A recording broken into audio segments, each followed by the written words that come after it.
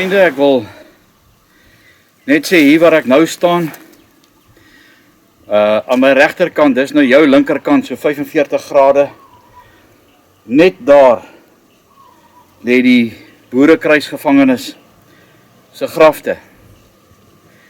En in daai tydperk, toe hulle begrawe moes geword het, nadat hulle hier aangehou was as kruisgevangenes, ek sal tog nou die kerk se naam daar neersit, wou hulle toe nie vir hulle plek gegee het nie.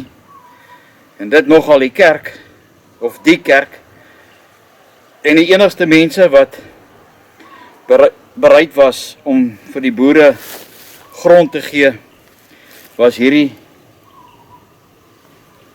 predikant hierso op St. Helena, hier by Longwood, en hulle het vir hulle die grond waarop die boeregrafte is geskenk. En ek wil net vir die Baptiste Kerk sê, baie dankie vir daai mooi gebaar teenoor die boerevolk, dat julle bereid was in daai hartseer tyd om vir die boere daai grond te skenk. Ek weet nie of hulle ooit die boere nou met hierdie predikant wat hier was, hulle hartseer en leed gedeel het nie, maar net vir 'n oomblik wil ek net my hoed afhaal om dankie te sê aan die Baptiste Kerk en ook aan daai predikant hier uit 1900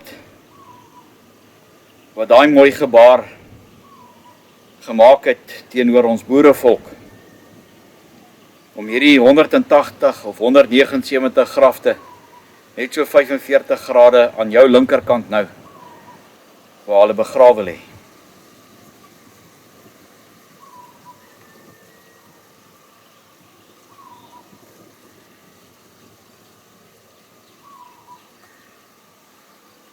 Dit begin nou weer 'n bietjie toetrek. Ek is nog nie seker waar die kruisgevangenekamp hier was nie, want ook as gevolg van die Tweede Vryheidsoorlog het daar 'n verbitterlike stryd toe ontstaan tussen die Transvaalers en die Vrystaters, en die twee groepe is toe van mekaar geskei.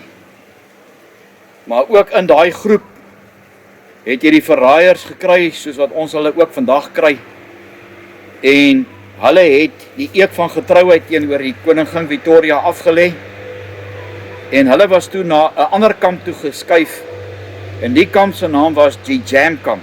Ja, Jam, soos wat ons het nou maar gepraat het toe ons kinders was, gee vir my die Jam aan. En die rede vir dit is dat 'n paar van hulle, ek het verneem in die een boek dat een doodgeslaan was omdat hy dit gaan doen het, en van die ander was nogal erg vermink gewees wanneer hulle in die hande gekry het. 'n paar van hulle se koppe was in die rioolgat wat die boere moes gebruik het as toilet, daarin gedruk, en seker met stokke besmeer of wat ek al, en daai joiner het dan nou vir 'n wyle nie naby die kamp gekom nie. Water was baie skaars gewees, so hy kon homself ook nie gewas het nie. Maar wat 'n ondervinding om in 122 jaar hier te wees. En hierdie ou kerkie, kan sien hulle hou dit nog redelik in stand, die gras en die goed is gesny. Ek sou baie graag daar binnekant vir u wou gewys het hoe lyk dit. Ons sal kyk of ons die Baptiste predikant kan opspoor en vir hom 'n vergunning vra of hy vir ons sal kom oopsluit. Maar ek moet ook nogal sê, dis 'n stywe stap hiernatoe. En die 10 kilometer wat ons wil stap van die hawe af Detto toe, dink ek gaan dit nogal 'n ervaring soos min wees. Ek is nou 60 jaar, maar ek dink dit gaan sielsverrykend wees om daai ondervinding met u te deel, en ek hoop dan ook dat hierdie ou vaatjie van my ook daarom 'n bietjie sal sak, want ek dink ek het dit nodig. Maar kom, ek gaan net so om die kerk stap om net vir u te wys, jy weet hoe lyk dit hier by hierdie perseel.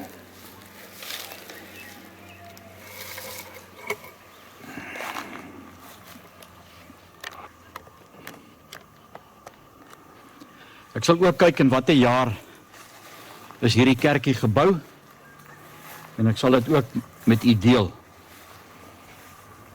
Daai kerkklok daarbo, ek dink hy moet nogal baie oud wees.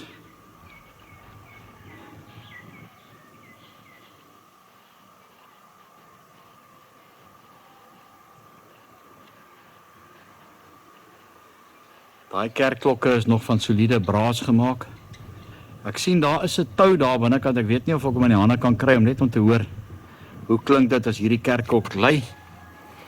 Hierdie is natuurlik alles, die stene en goed van hierdie kerk is ook maar uit hierdie vulkaniese klippe gebou. En dan oralste kan jy sien die mos wat hier so vasklou. Hierdie aarde is nogal redelik nat hier waar ons staan.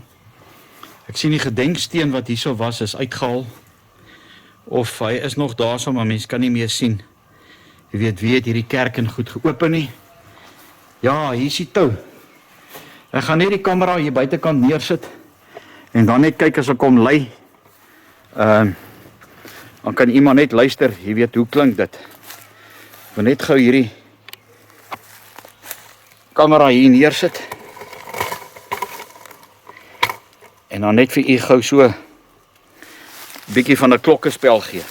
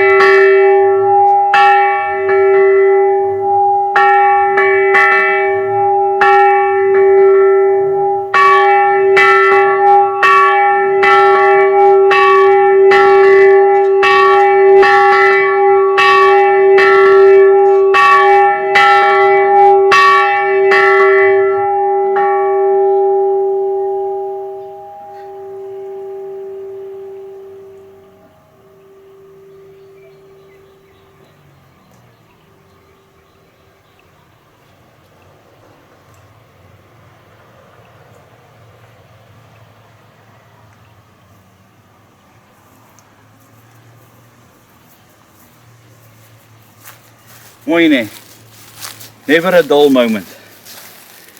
Maar kan jy vir jouself indink in daai tydperk as hierdie klok gelui was, die groepie mense wat hiernatoe gekom het, op 'n Sondag of 'n begrafnis, want die paadjie wat ek geloop het, is nogal redelik steil, maar hy is amper soos 'n pad wat so 'n bietjie uitmekaar uitgaan, die een gaan reguit, daar's ook 'n baie ou kerkhof, ek sal vir julle 'n stukkie wys, maar die ander pad is natuurlik seker vir die lijkswa of die trolley wat op die lijk, waarmee hulle die lijk gestoot het hulle daarmee weggevat.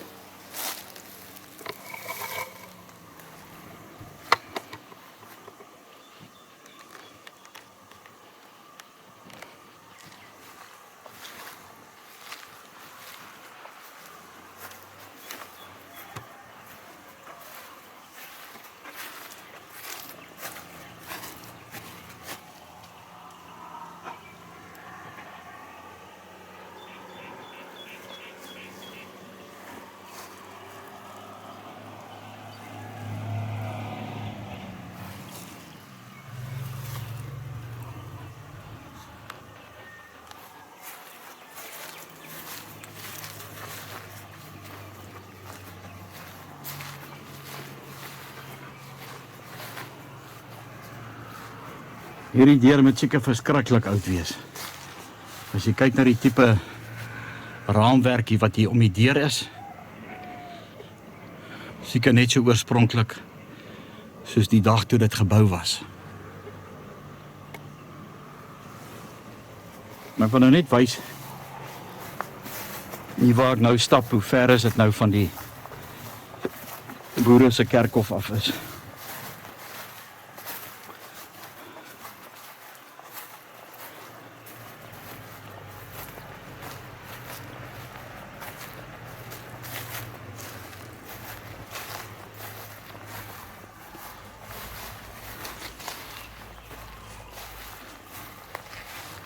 Presies hier waar ek staan, net die kamera se lens 'n bietjie agter voetstuk bietjie langer maak.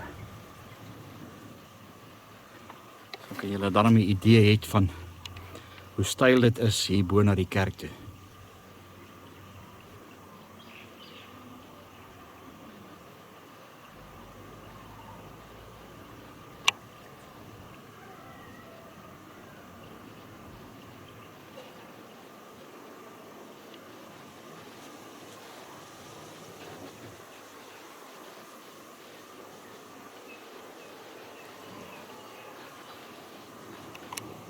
Ek glo daarom nie, hulle het ook 'n probleem gehad om kuste en so aan te maak nie, want soos ek gesê het, baie van die plante groei, kry jy ook daar by ons, en hierdie is soos 'n tipe van 'n cypress, ek sien hy het ook akkers,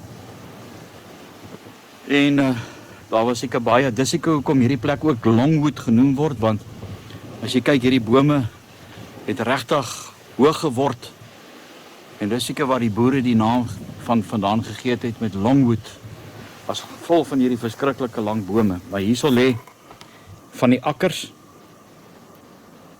Ek weet nie of hulle my sal toelaat om 'n akker of twee saam te bring huis toe nie. Maar hierso is die kerkie. So hy bestaan nog van die tydperk toe die boere hier gestaan het, ook al 100 jaar oud. Sal dit nou nie lekker wees as 'n mens nou so 'n kerkie verander in 'n huis nie. Ek het dit nou al gesien. Dit is nogal baie oulik. En hoe lekker sal jy net nie hier kan bly nie. Hierdie mense op hierdie eiland is regtig, jy weet, so bevoorreg. Want ek dink die suurstof hierso is seker 200%. So ek dink mense kan hier baie oud word as gevolg van die baie bome en die skoon lug. Is nie een fabriek hierso by hierdie kerk nie, of hierdie eiland nie.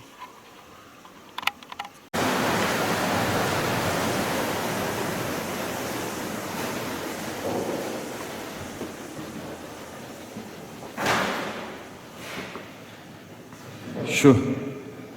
Yeah, you can't believe it's so nice. Did they replace the roof? Yes. Oh, okay. And what is your name again? Your name and surname? My name is Paul Taylor. Paul Taylor. Yeah. Okay, I just want to introduce you. Sure.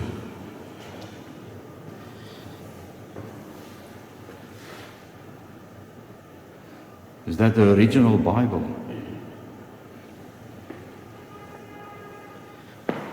Boerevriende, it is a real privilege for me to speak to pastor, or how do they call the people, pastor, of the Baptist Church here at St. Helena. And he is going to tell us more about this wonderful church, not far from the Boer Cemetery, up the hill. And thank you so much for your time. It's really a privilege. The people that's going to watch this, I'm sure they are really going to appreciate this. And just to give you a little bit of history, during the prisoner of war time on this island by the Boers, the Anglican Church did not want to give the Boers place to bury the Boers that died in these camps. But it is so true what you said, that by God's grace, you know, the Baptists show compassion and obvious thinking of what they had to endure so far away from home, don't know what is happening to their families, etc. Sorry man, ek het net weer jou naam vergeet. Paul Taylor. Paul Taylor. And it's a privilege now for me to speak to Pastor Paul Taylor, who's the resident pastor now at St. Helena. He actually stays next to another Baptist church. Was that one built before this one, Pastor? Yes, that one was built in 1854.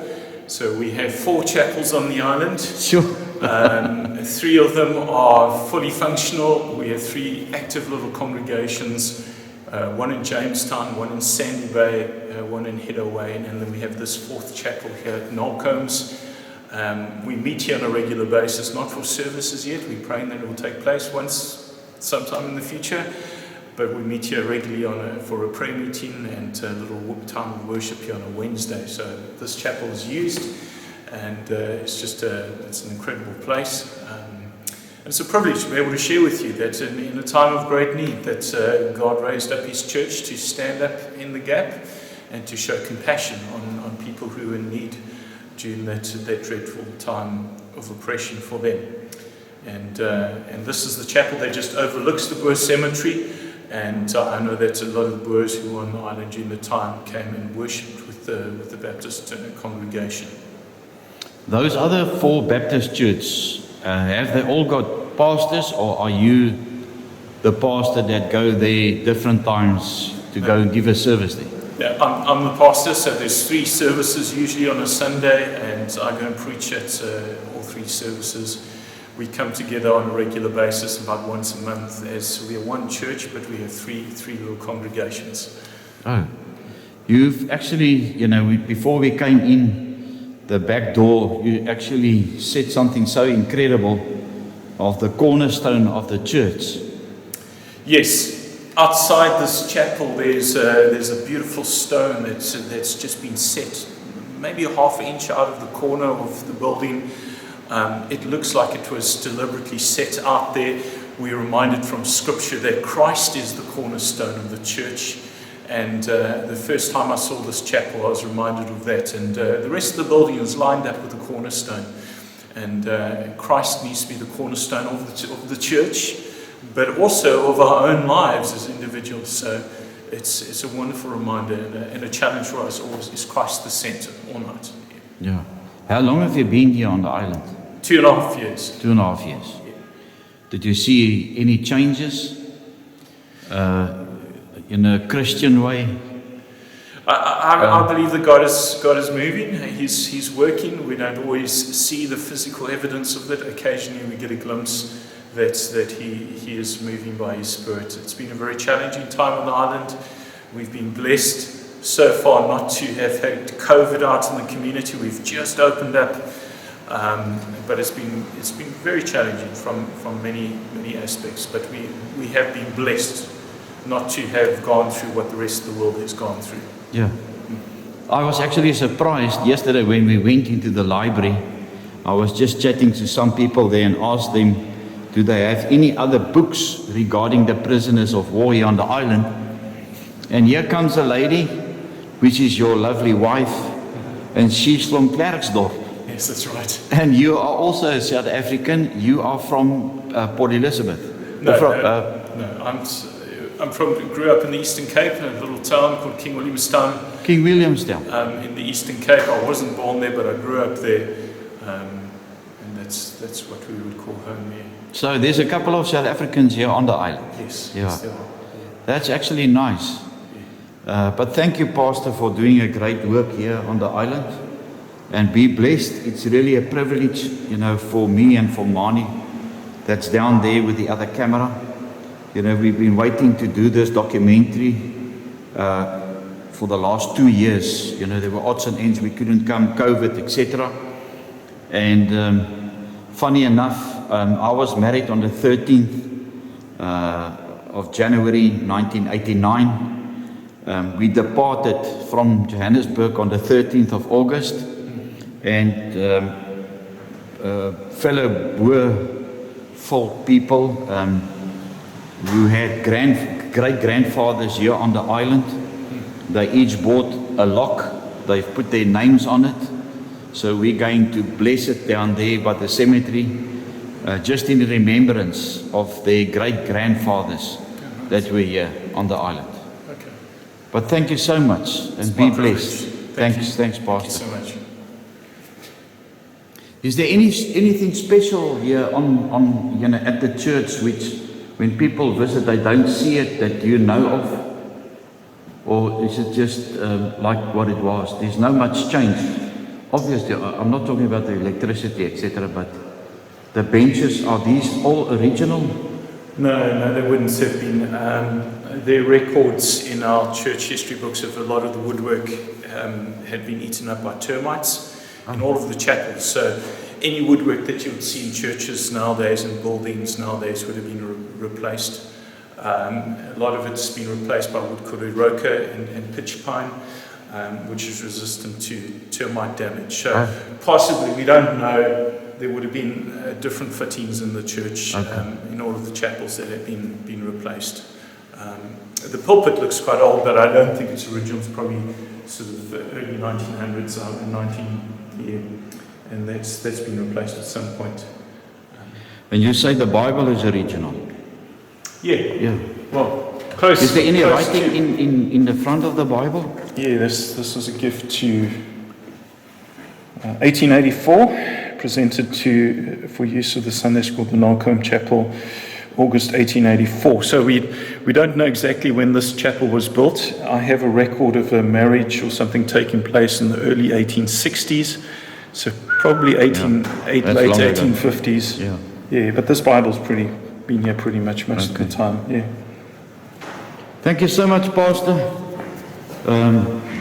When I was walking around the church, I wondered, who can I speak to? And somebody at the post office gave me your number.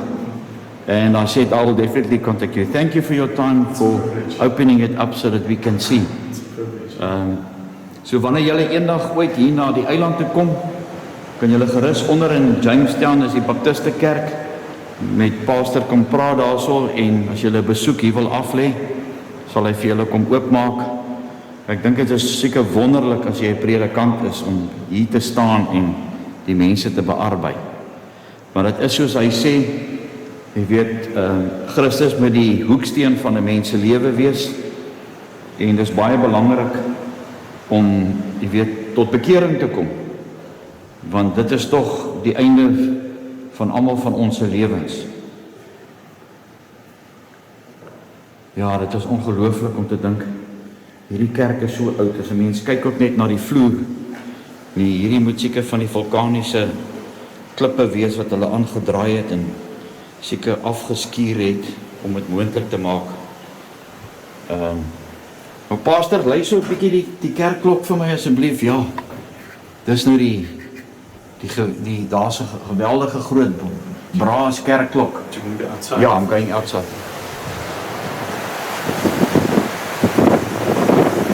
Daar's 'n kerkklok.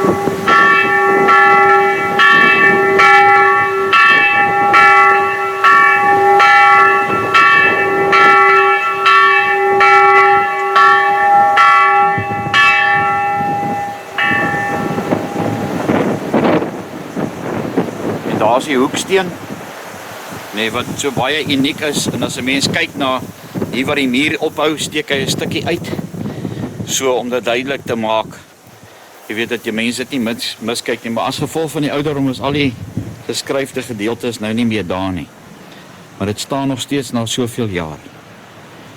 Pastor, baie dankie, I really appreciate it. The weather gets quite bad up here. I beg your pardon? The weather gets quite bad up here. Yeah.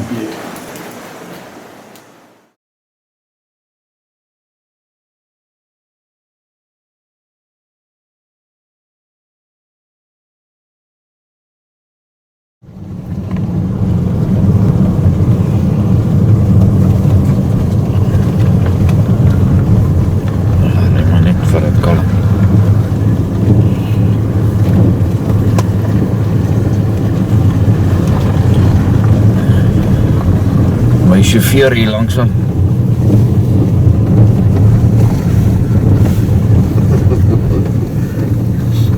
Word uitgetrap die hele tyd. Hy stadiger. Druk jy hoeter. Pas op.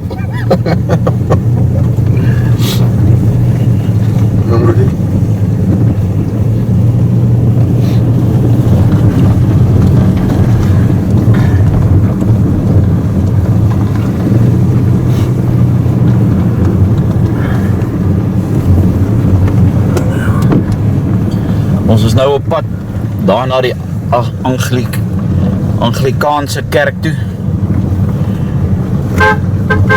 En daar is blykbaar ook 2 boeregrafte daar, en toe besluit hulle, is op hierdie gat. Yes, man. Toe besluit hulle, nee wat, die boere is nie welkom daar nie. Maar die Anglikaanse kerk is ook maar 'n katholieke besigheid. En dit is waar meneer Kali Kriel en sy vriend Dr. Pieter Mulder van die Vryheidsfront so gaan huil het by die kindergrafte van Dinizulu.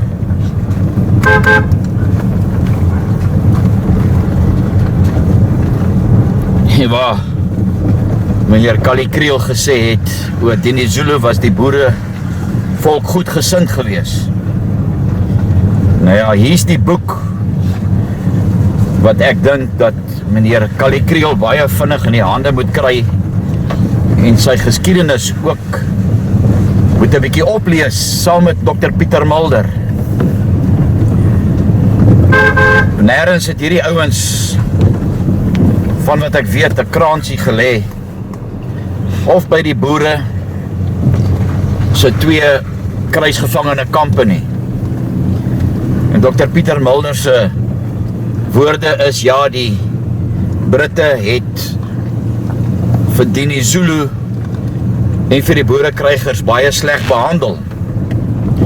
Nou as albei van hulle net hulle geskiedenis geken het, dan sou hulle geweet het net dat met die hofsaak wat in Natal gehou was onder die Britte, Dinizulu 'n groot krimineel was met al die moorde en diefstal en alles wat hy denkbaar gepleeg het in daai tydperke toe die Britte Natal geannekseer het.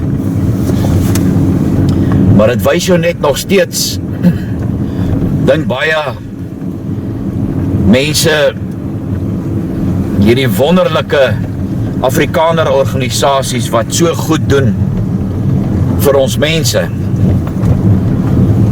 Maar 5000 kilometers verder sal jy sien dat hulle hier kom sit en treur. Waar het die Zulu volk nog ooit die boerevolk om verskoning gevra vir die talle moorde in Natal, by Wenen en Bloukrans en by Bloedrivier, die moord op Piet Retief by Umgungundlovu.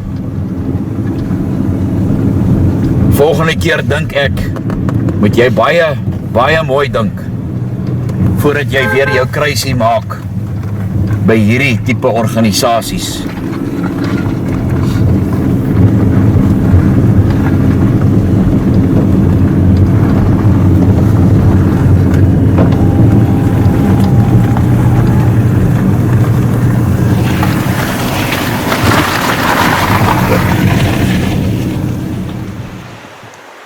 Hierdie is die Anglikaanse kerk hierso op die eiland Sint Helena.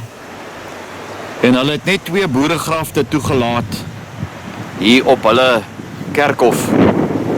Terwyl ons nou hier geloop het in hierdie giere weer, het ons een van die grafte, wel, ek neem aan hierdie is albei boeregrafte, ter gedagtenis van Kobus, Jacobus Johannes Groblaar,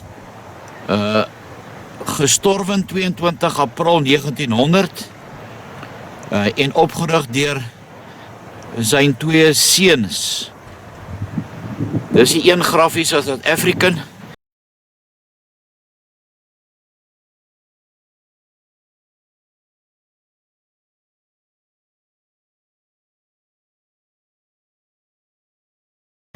en dan net 'n entjie hierso aan die kant is die ander graf.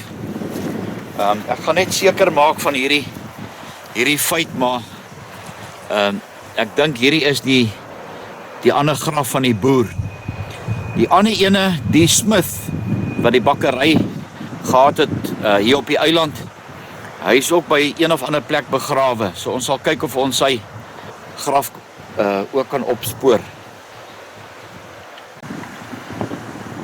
Op hierdie somberse dag hier op Sint Helena, week terug het ons hier aangekom, so ons is nou al 6 dae hier op die eiland.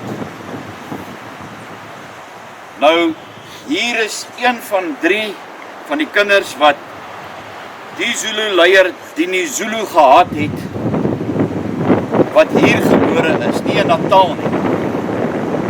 Maar omdat hy, het 'n hele boek, daar sien jy die boek wat deur 'n Brit geskryf was, oor wat hierdie Zulu koning in Natal aangevang het, en dat hy naderhand verhoor was in KwaZulu-Natal deur die Britte, en hy is hierso saam met die boere verban hier na die eiland toe.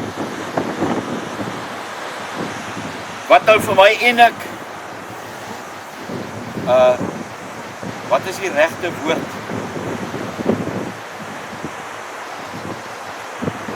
Kyk, groter verraad sal jy nie kry deur die Afrikaners nie. En ook die Afrikaner organisasie AfriForum, met meneer Kali Kriel, wat saam met sy twee volksgenote hierso was, en hy eintlik 'n ryker hier kom lê het, ter nagedagtenis aan hierdie Zulu nasie, wat volgens hom die boere goedgesind was. Nou meneer Kali Kriel, meneer, ek dink nie jy ken jou geskiedenis nie, want as jy jou geskiedenis geken het, dan sou jy nie daai aanmerking hier kom maak het by hierdie Dini Zulu se kinders se graf nie. Hy was nie so engeltjie soos wat jy wil voorgee, wat jy gesê het, julle dapper media, militair.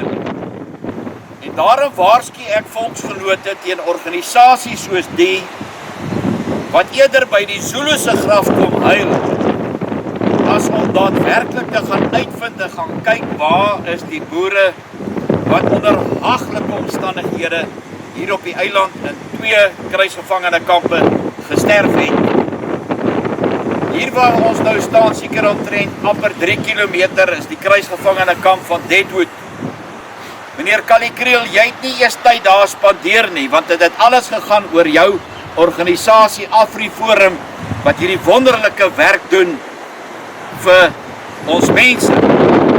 Meneer, laas jaar het ons die 2 konsentrasiekampe op Windburg gaan skoonmaak. 9 jaar terug, wen jou organisasie die hofsaak teen die munisipaliteit van Windburg oor die onwettige uitgrouwery daarso naby hierdie vrouens en kinders se grafte, waar daar 600 vrouens en kinders lê. Meneer, kyk hoe lyk Windburg vandag. Laas jaar toe ons daar gaan skoonmaak het, toe kon jou organisasie met sy lede nie gou genoeg hulle gazeboutjie daar kom opsit het, om te sê, weet jy wat, ons is hier van AfriForum. Meneer Kali Kriel, ek is Rudy Rousseau. Meneer, ek daag jou uit, ek wil graag 'n antwoord hê, en ek dink ons mede-volksgenote vereis dit ook van jou organisasie. Hoe wen jy 'n hofsaak teen die munisipaliteit op Windburg, en dan draai jy om en dan loop jy weg? Laas jaar, jou verteenwoordiger kom toe ook daaraan. Die onderhoud is op my YouTube kanaal. Dus beloof hy hand en mond die hy gaan uitvind, waarom is daar nooit aksie geneem teen die onwettige uitgrawings en die verskriklike toestand waarin daai 2 boervrou en kinderkonsentrasiekampe is. Maar jy kom hier na Sint Helena toe, nou kom hy nie by hierdie Zulu se grafte, of sy kinders se grafte. Meneer, as mense nou nog nie wakker word, om op te hou om organisasies soos joune te ondersteun nie, dan weet ek nie wanneer wil hulle oë oopmaak nie. Ek het vir die Vryheidsfront in Rodepoort gestaan, tot ek agtergekom het, wie en wat die Vryheidsfront werklik is. Dr. Pieter Mulder, meneer, jy kom sit hierso, met 'n droewige gesig by hierdie Zulu se grafte. En dan wil jy sê, ja, weet jy wat nie, die Britte het die Zulus en die boere baie sleg behandel. Dr. Pieter, Meneer, jy het ook nie jou huiswerk gedoen nie. Hier is hierdie boek, kry hom vir jou. En dan gaan lees jy wat het gebeur en waarom hy so ver 5000, dit is nog verder, hier na hierdie eiland toe gebring het. En gebring is om hier aangehou te word. Boere, volksgenote, julle oë moet begin oopgaan. Julle moet begin besef, daai kruisie wat jy trek, het verrykende gevolge vir die toekoms. Is hierdie organisasies werklik wat hulle sê hulle is? Of is dit net om die stem te kry, om dan 'n raadslid te word of in die parlement lekker daar 'n lekker tyd te hê? Ek het AfriForum nog nie gesien dat hulle hande vuil maak by enige konsentrasiekamp Kerkhof nie. Nog minder die Vryheidsfront. En moenie vir my sê dat hulle nie bewus is waarmee ek besig is nie. Maar hierdie leuns is die boerevolk op hierdie stadium van die wedstryd gatvol. Julle mense wat AfriForum ondersteun, mense, julle met julle huiswerk gaan doen en ondersoek gaan doen, is hierdie organisasies werklik daar vir ons of is hulle net daar vir hulle eie gewin? Hierdie kerk hier in die agtergrond, die Anglikaanse kerk, toe die boere begin sterf het in hierdie haglike omstandighede, dit reën al amper 3 dae mekaar en ek dank die Vader nou vir hierdie oomblik dat dit nou nie hier reën nie.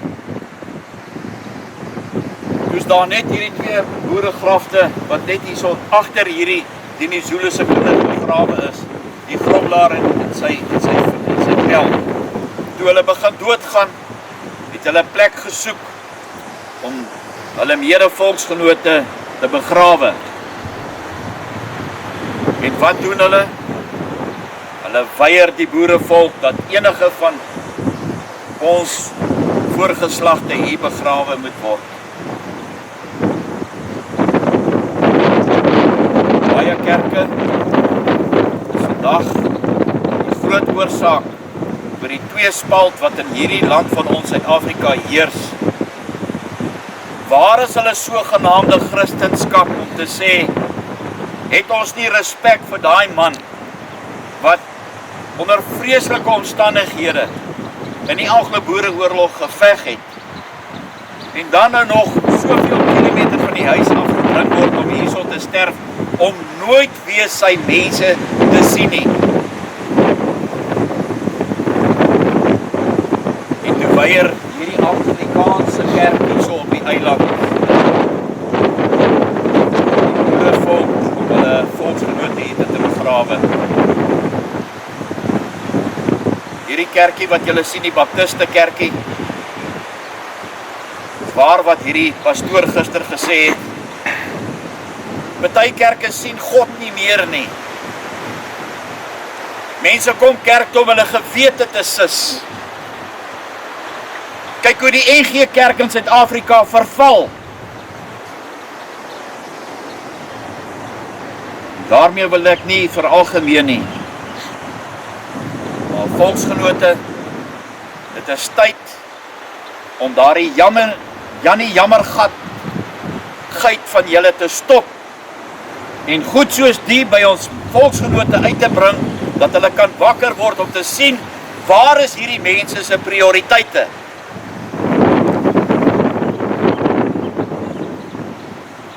Hulle kom sit tot 'n ryker hierso op. Die ander volksgenoot wat saamgekom het sommer hier uitgebars in trane. Dit is hartverskeurend dat ons geskiedenis, die werklike geskiedenis van die skole af verwyder is, met ons kinders, om terrorisme en terroriste wat daar was, net te vereer. Waar baie van ons wat in die weermag moes gedien het, vandag beskou word as die wit terroriste. Meneer, mevrou, ons het nie 'n keuse gehad nie, ons moes gegaan het, want anders was ons toegesluit vir 2 jaar.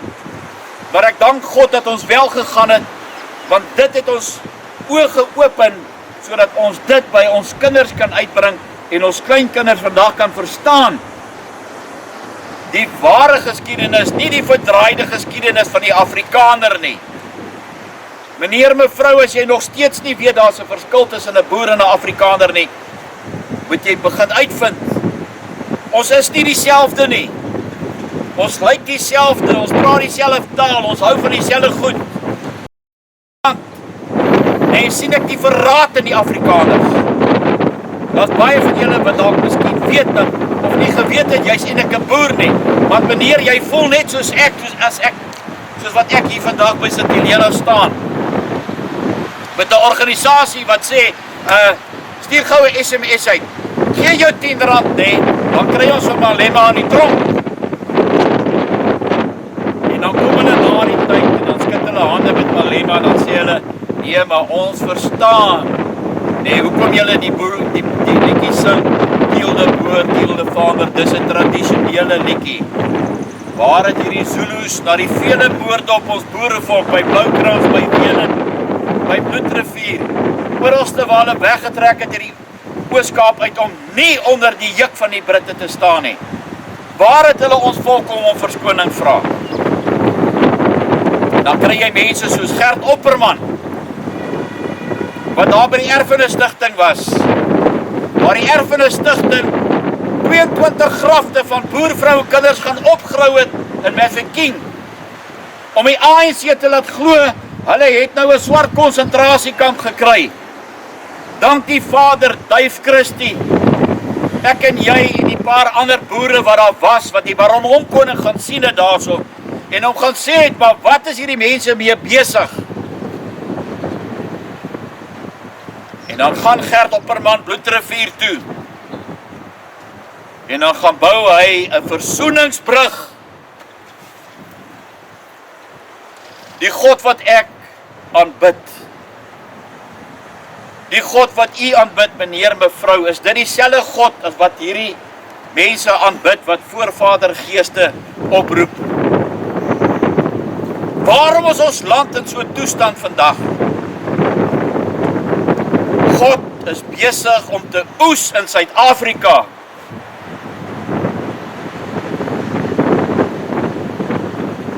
As jy dit nie glo nie, kyk 'n bietjie om jou rond.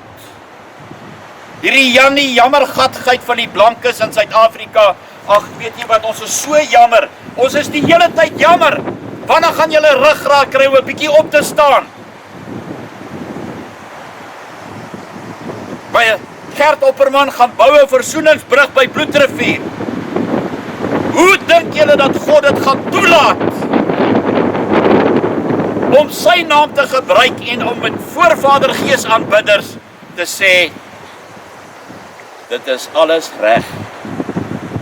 Soos die Britte by Melrose House gesê het, we all friends now. Boos, we all friends now. Ek kan in my lewe, kan ek nie, my brein kan dit nie verwerk. Ek vra as 'n boer, mense asseblief, ek was laas jaar uitgenooi met 'n vergadering van mense wat weggebreek het van die HNP af. En ek sê dit met respek, toe gaan stig hulle weer 'n politieke party. As hierdie eiland leeg was, hier was niemand hier nie. En jy het Afrikaners hier gelos, dit sal nie 'n maand wees nie, dan is die 3 kerke en 6 politieke partye.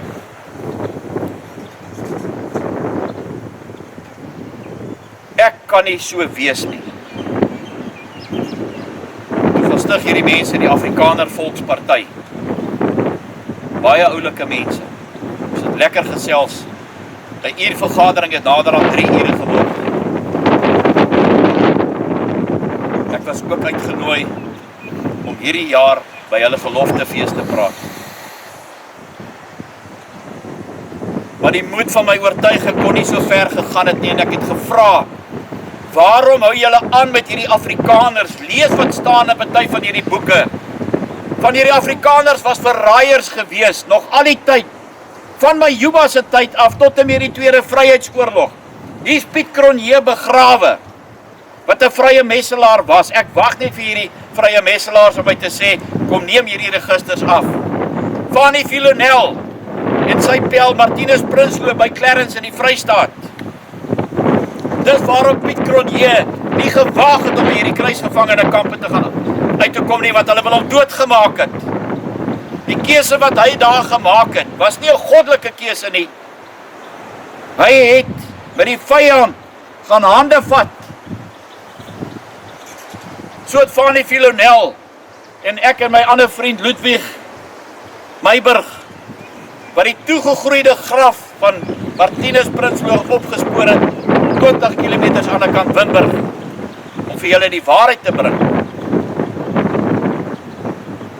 En by hierdie vergadering kon ek dit nie oor my hart kry nie, en ek het die vraag gevra, oom, waarom is dit so moeilik, as julle dan 'n party wil hê, om dit dan nie eerder te noem die Boerevolksparty nie?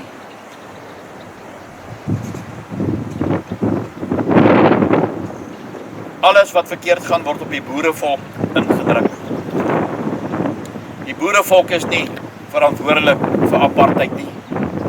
Dit het die Britte in die konsentrasiekampe nou al jare terug gedoen. In 1889 het hulle dit al begin doen, toe hulle die vrouens en die kinders gevang het. Toe was die vrouens, die blanke vrouens en die kinders in een kamp, en die swartes was nie in kampe gewees nie, hulle was afsonderlik gehou, maar hulle het net so slegte raw deal gehad van die Britte af. Nog erger. Ek kan dit nie verstaan nie. Ek hoop dat u daarna luister. Mense wat die Afrikaner Volksparty ondersteun, maak dit dan die Boerevolksparty. Dan gaan julle werklik mense hê wat voel soos ek en ander volksgenote in ons hart. Hoe lank moet ons nog belieg word deur hierdie Afrikaners om goed te laat glo? Ons kan nie die jong ouers vandag met jong kinders by die skole verkwalik omdat hulle nie ons geskiedenis ken nie. Want geskiedenis is uit die volk uitgehaal. Die dag toe F.W. de Klerk, die verraaier, nee, hierdie land weggeteken het, die dag staan ek in vereniging, waar die vrede van vereniging geteken is op 31 Mei 1902. Toe kyk ek daar so waar die F.W. de Klerk en Mbeki daar was, soos wat ons net ons vryheid wil hê. Ons is nie hier so om enige persoon skade aan te doen nie, maar ons kan nie langer voortgaan op die leuen wat hierdie mense vir ons vir soveel jare vertel het en laat glo het nie. Toe kyk ek na die bord, toe sê ek staan presies op die plek waar my voorvaders hulle vryheid moes weggeteken het teenoor die Britte, toe goud en diamante hier ontdek is.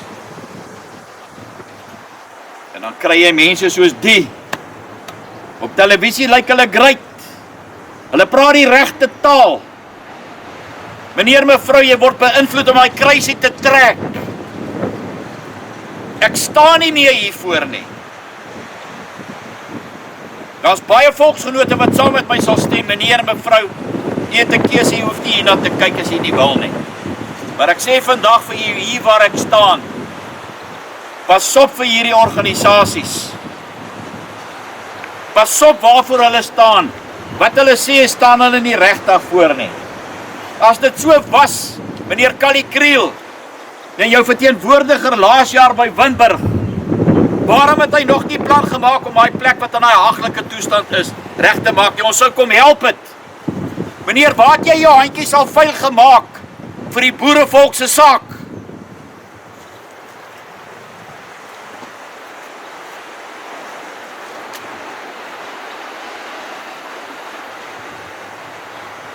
Dis 'n tragedie wat afspeel in ons land, omdat mense nie wil luister nie. Dis 'n tragedie. Maar ek dank ons Hemelse Vader Ek het nie 'n banghaar op my kop nie, om dit so figuurlik uit te druk. Maar as my verantwoordelikheid, omdat ek dit weet, moet ek dit met u deel, en die wat my ondersteun, baie dankie. Ek doen hierdie werk al, Mani, my kameraman, dankie my vriend. Wat 'n wonderlike, godvreesende boereseun is Mani net nie, en daar's baie van julle. Omdat ek dit weet, moet ek dit met u deel. Ek hoop en vertrou dat jy dit in harte sal neem. Dis die foto's van meneer Kali Kriel waar hy hierso sit. Dis die foto van Dr. Pieter Mulder waar hy hierso sit. Volksgenote, ek hoop dat dit sal oopgaan. Mense kan sien ons was hierso. Anders as hulle sê nee, ons het daai foto gesuperimpose. Ja, dis nie regtig so nie.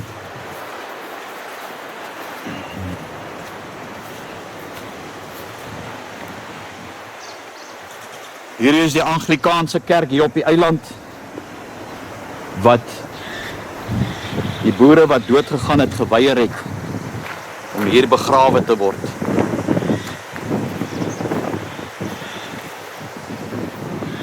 In 1904, Eliza Henrietta Holmes, wife of Bishop of St. Helena, entered into rest, 1904. Ek weet nie of jou hoeksteen is nie. Ek gaan net kyk of ek dit vir u kry. Maar dis hoe hierdie kerk lyk.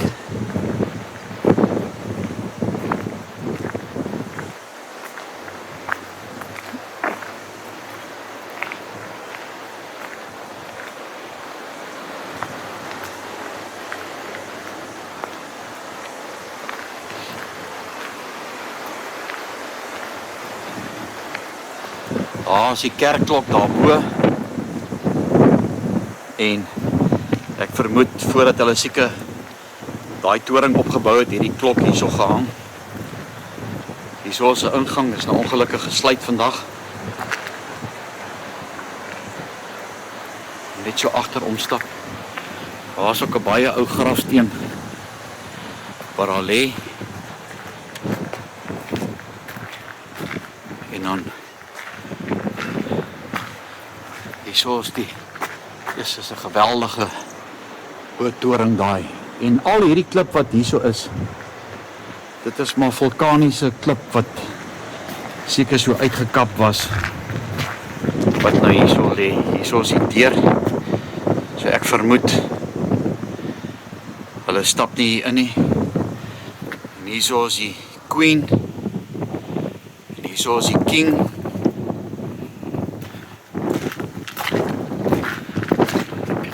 Hierdie deur dalk oop wees nie, ek sal maar net voel. Ja, hy's oop. My genade, ek weet nou nie of 'n ou hier in die kerk kan ingaan nie. Ons maar net kyk. Weet nie wat is hier binne. O ja, dis binne in die kerk. Ja, kyk hoe mooi lyk dit hier binnekant.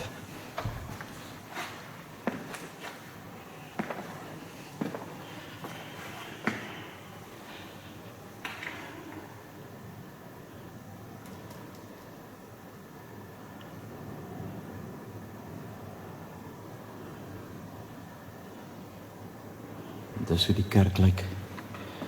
Daar hang die Britse vlag. Jo, ek het nou nie 'n lig hier binnekant nie, maar ek is seker hierdie is 'n houtdak of het naderhand 'n teeldak geword. Natuurlik die inskrywings hier langs die kant.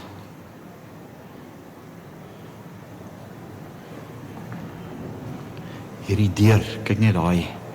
Dit is seker al vandat hierdie plek gebou was.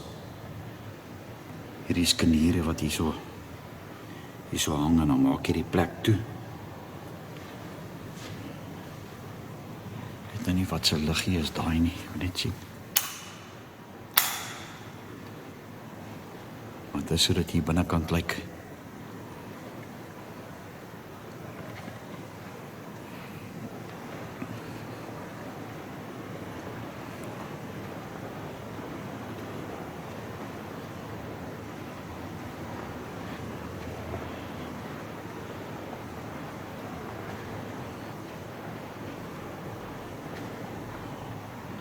Natuurlik die kerkorgel hier binnekant. En ek dink die padre staan seker daar op daai preekstoel.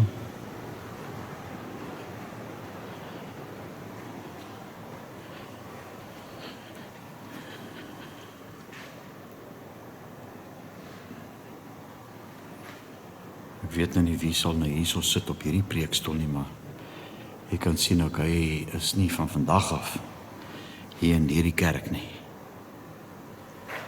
Loop mense 'n bietjie vorentoe. Dis hoe dit hier agter lyk. Met al hierdie mooi braas ornamente wat hier so is. Ek weet al, mas dis 'n liggie of 'n kersie wat daar brand. Ek weet nie of ek so kan omstap nie. Hierso is ook 'n stoel. Seker waar die priester sit.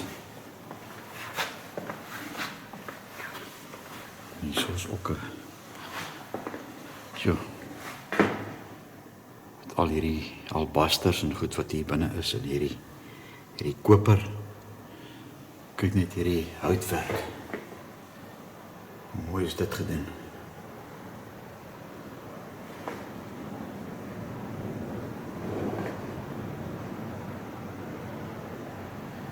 Hierdie tekenkies met die hamer en die sirkeltjie daarom. En dan hierso is 'n leer. En daarso is dobbelstene. Is nogal snaaks wat hulle hou en hierso is 'n vroutjie wat die kruis vashou. En dan van waar ek agter ingekom het, is dit hier binne in hierdie kerk lyk.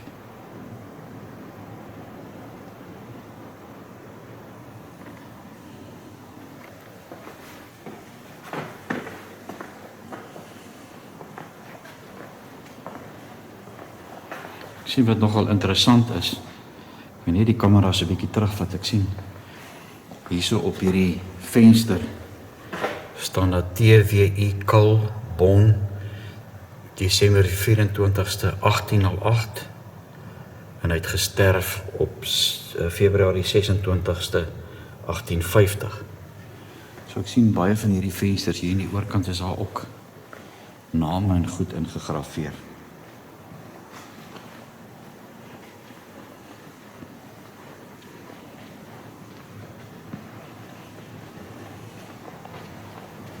Ja, dis nou regtige geluk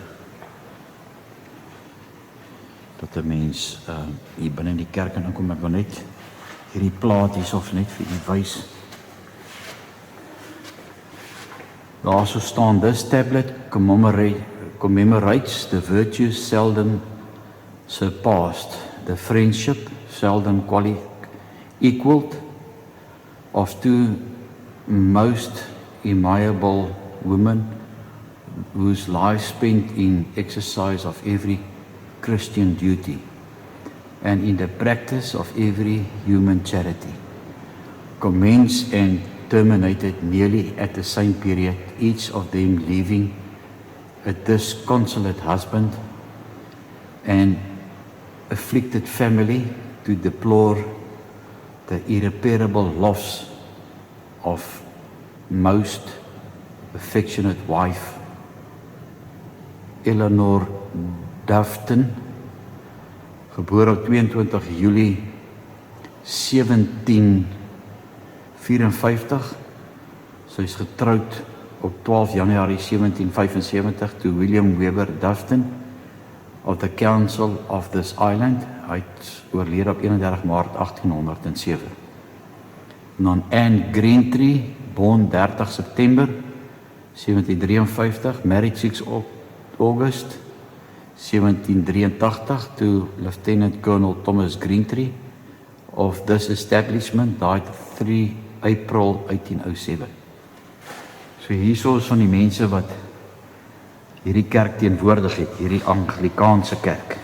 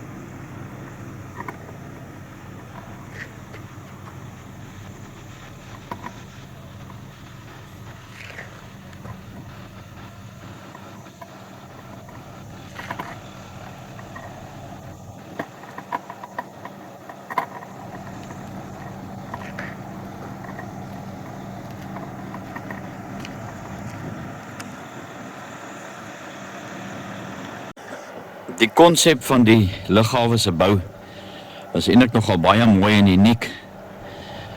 Omdat daar 'n fort is by Jamestown, is hierdie vooraansig amper soos die skietgate wat jy by 'n fort sal kry.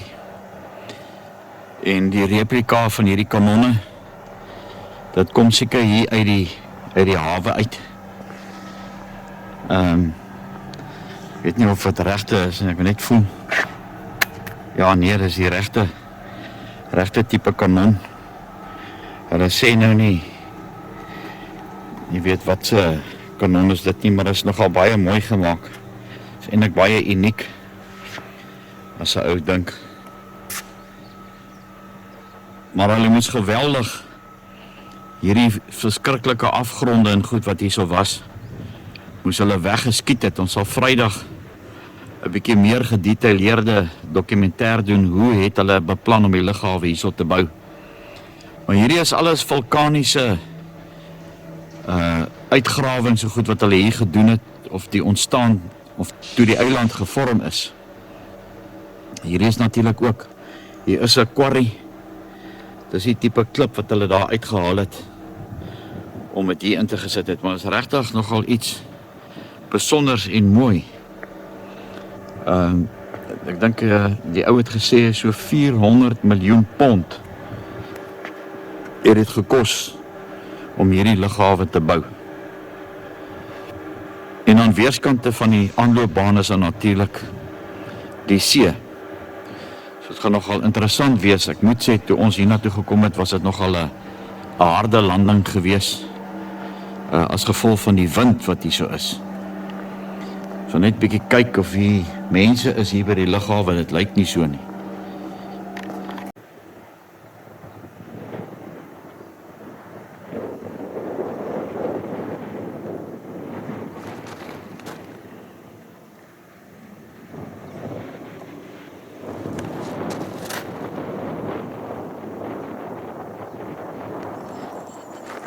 Dit is amper asof die wind hier 'n trechter is. Dat hom vacuum Wat hom suig. Maar dit is heel hoog hierso. Dis verseker, maar hulle het omtrent hierdie plek gebom. Ja, hulle moes hierdie groot berge wat so is plat geskiet het. En so het hulle stuk vir stuk seker so opgevul. Net vir hulle wys, dit is nogal van die af daar na onder toe. Dis 'n Hey. Sorry, is bietjie vinnig.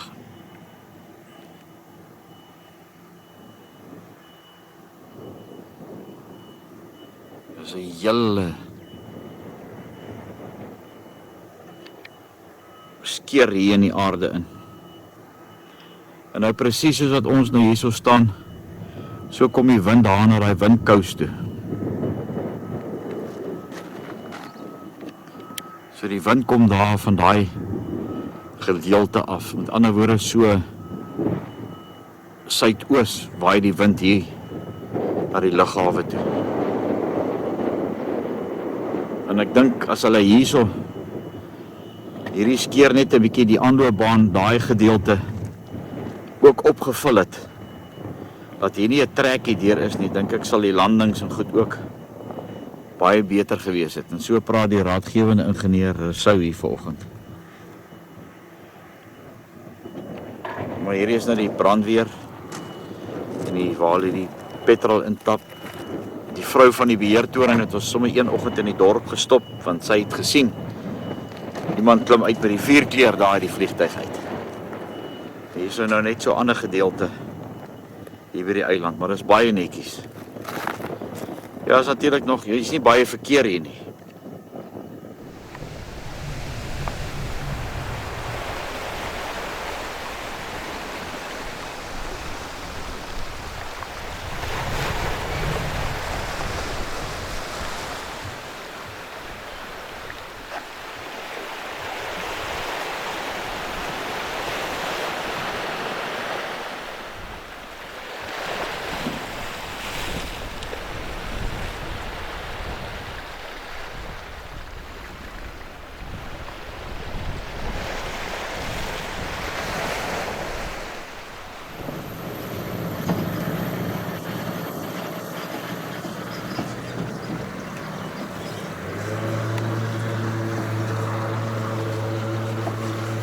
Daar is die erf verwaarloosde huis van generaal Piet Cronje, waar hy gebly het hier op die eiland Kent Cottage.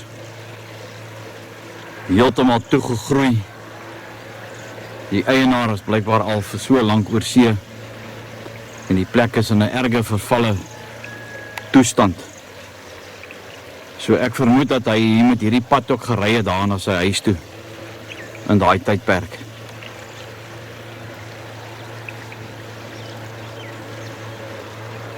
Maar dis basies die uitsig wat hy gehad het as daai bome voor die huis afgesny was hier oor die see.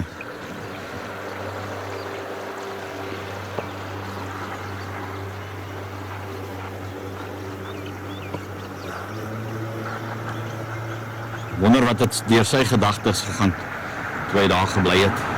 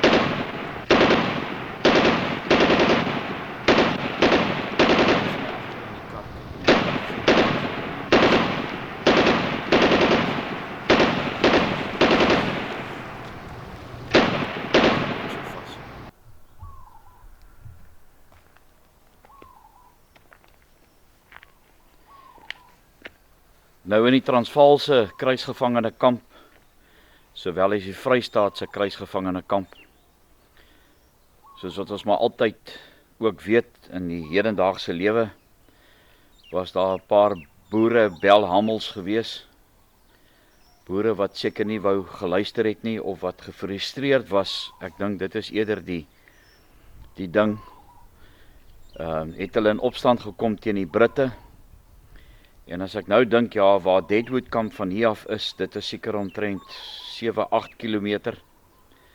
Dan was hulle van daar af hiernatoe gebring, en as ek dink, waar is die Vrystaatse kamp gewees, dit is seker omtrent ook so 5-6 kilometers.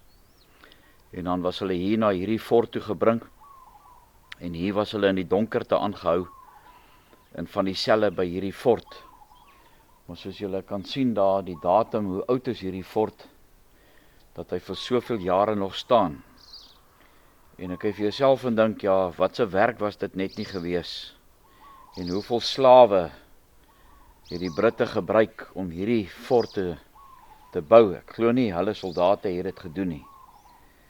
En hier presies waar Mani staan vanoggend, het baie boere seker nou maar vir hulle makkers kom kuier hier by die tronk, om net te hoor hoe gaan dit met hulle. En op hierdie somberse dag, het is bewolk, maar het reën daarom gelukkig nie, so ons is dankbaar, jy weet, vir dit, dat ons hierdie fort kan afneem en net vir julle so 'n bietjie wys. Hoe lyk dit as jy hierso deurgaan?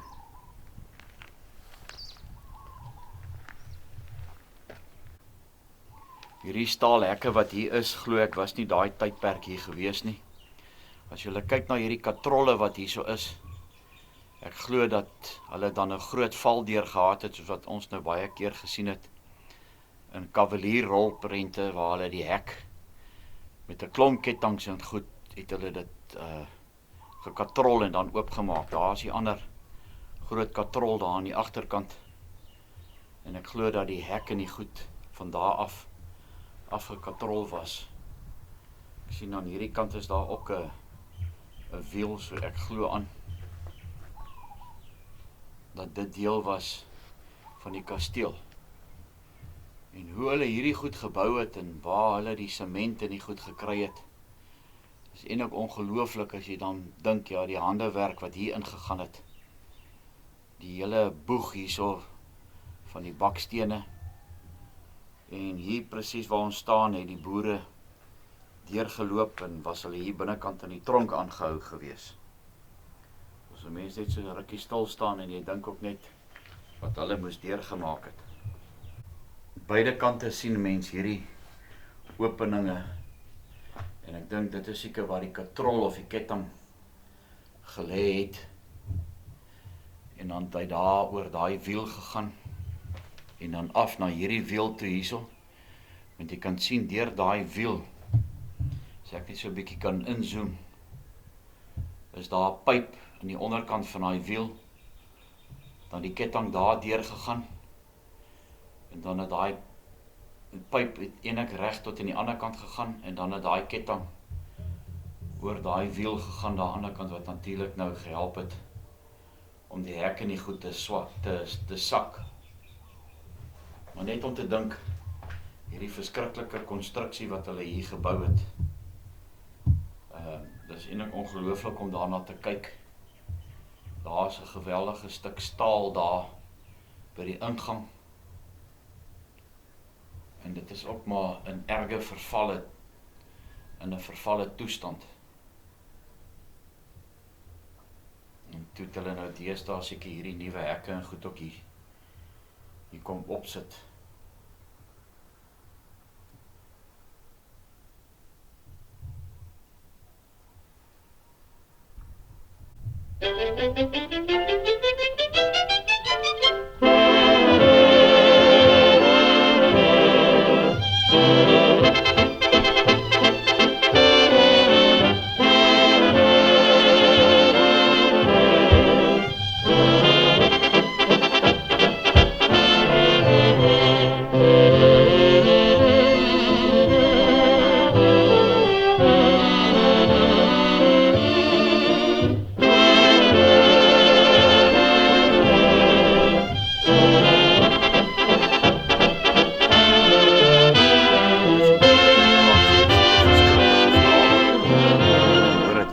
Jenny McCarthy loved Rosie O'Day.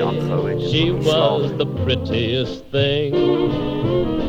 And every night in his sweet Irish way, under her window he'd sing, Rose O'Day, Rose O'Day, you're my Pilligadooshie, Shinnamarooshie, Balderall, boom tootie, Rose O'Day, Rose O'Day, you're my Pilligadooshie, Shinnamarooshie, Balderall, boom tootie, you're daring, you're darling, you're lovely.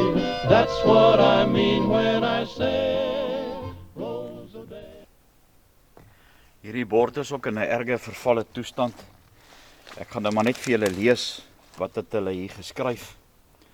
Hier so staan on the 23rd of December 1811, the governor Beatson received a letter demanding on the part of the troops full rations of spirits, threatening serious consequences if refused. The intention of the infantry was to seize the governor and send him away. Extracts from St. Helena records describe the events. 250 men sailed at night from Jamestown's barracks. Upon this mad and desperate enterprise, they made their way to Longwood and seized the Lieutenant Governor Broughton and then proceed for plantation. The regiment of the artillery, a large number of the infantry, and the regiment of the volunteers kept faithful guard, and when the mutineers reached plantation at daylight in the morning, only 75 of the original number of mutineers remained together. They were completely surrounded and compelled to surrender. Being brought to immediate trial, 6 of the most guilty were forthwith compelled to surrender. Being brought to immediate trial, 6 of the most guilty were compelled to surrender. Being brought to immediate trial, 6 of the most guilty were forthwith hung at High Knoll. The hanging was intended to prove a salutary lesson and warning to those who may still be inclined to preserve the atrocious crimes of mutiny and rebellion. Much of the action in this disturbance take place in and around High Knoll, as it gave such a good view of the roads from town and provided a stock of men, equipment to repel the rabble. Much of the action in this disturbance take place in or around High Knoll, as it gave such a good view of the roads from town and provided a stock of men and equipped to repel the rabble. The rooms in the barracks blocks were used as a prison for the rebels. En dan hier aan die ander kant staan daar, in 1798, reference is first made to a fort at High Knoll by an engineer of the HEIC, Major Peary, who inspect St. Helena's fortifications and outlines this theories for distributing the defense of the island. Compiled in the early 1798, it is first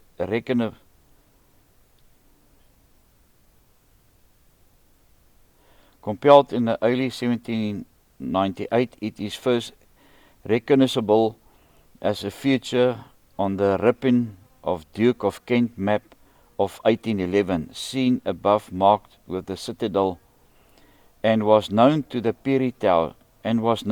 the Peary Tower. This original tower is seen largely unaltered in front of you now.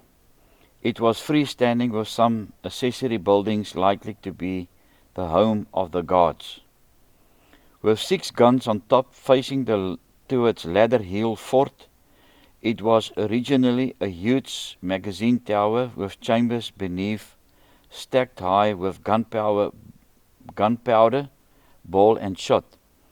The roof of the magazine is formed from vast stone vaults over 4 meters thick to prevent enemy fire from reaching the powder. Fitting inside the tower, even the nails and screws are made of brass and copper to avoid sparks. There were never any windows, helping to keep enemy fire out of the tower, but this makes the tower very dark inside. The only source of artificial light at that time being either an oil lamp or a candle.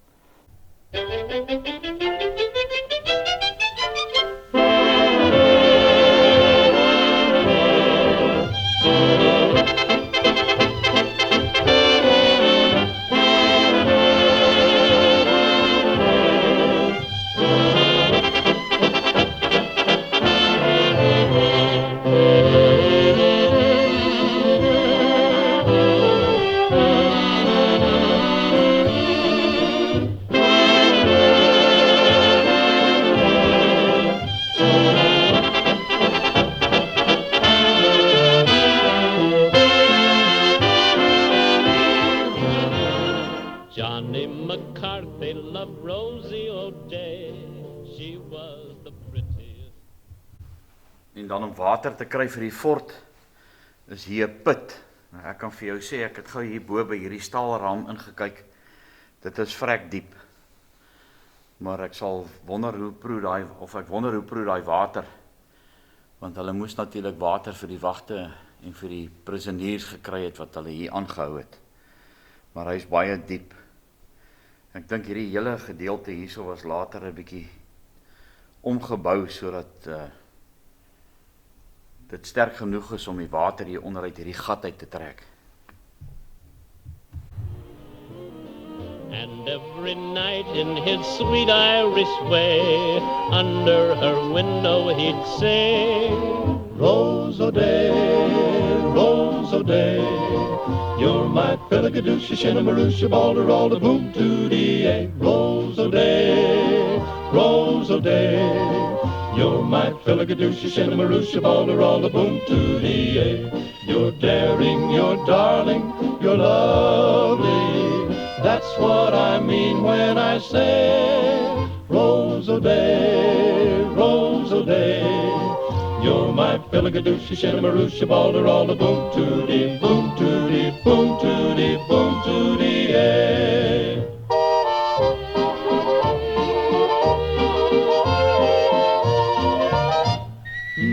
Rose O'Day,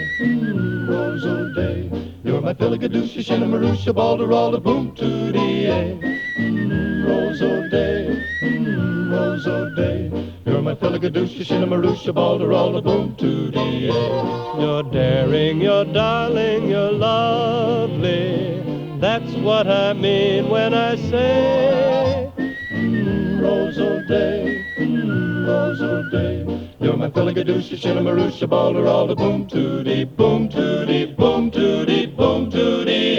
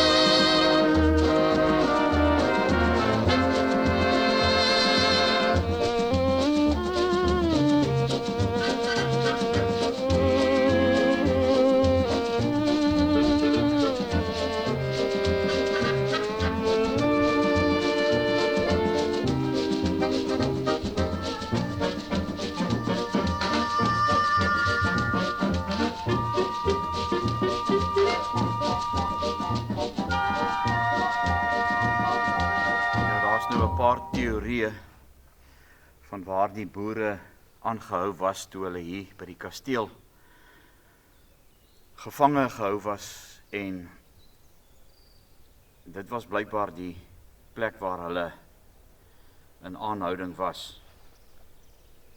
Nou daar word ook gesê dat 'n boer maak 'n plan, en so was dit ook gewees, dat van hierdie boere wat aangehou was, hier in die tronk een nag ontsnap het, en die volgende dag, die hele dag onder in Jamestown deurgebring het, en die aand weer teruggekeer het hier na die fort toe, tot die verbasing van die wagte wat hier so by die fort was. Maar hierdie plek is in 'n erge vervalle toestand. Ja, dit gaan seker baie geld kos om dit weer mooi te maak, maar dink nou net as jy hierso hierdie plekke kon omskep het in kamers, en soos daar by baie van ons plekkies as jy op reis is Desember maand, jy weet, om te oornag in 'n tronk wat mooi ingerig is. Maar so verval dit ook stukkie vir stukkie hier by St. Helena, en ek glo nie dat hierdie plekke weer reggemaak gaan word sommer binnekort nie. En so neem die natuur ook nou maar weer sy plek in. As julle kan sien die bosse wat hier so groei, wat mildelik die plek oorvat.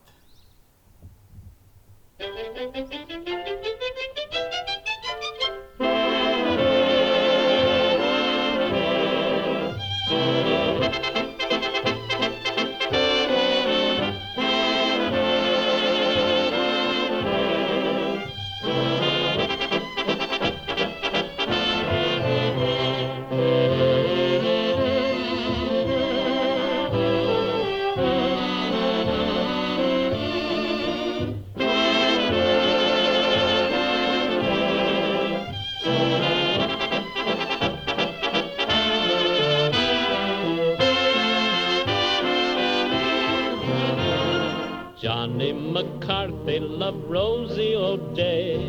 She was the prettiest thing. And every night in his sweet Irish way, under her window he'd sing, Rose O'Day.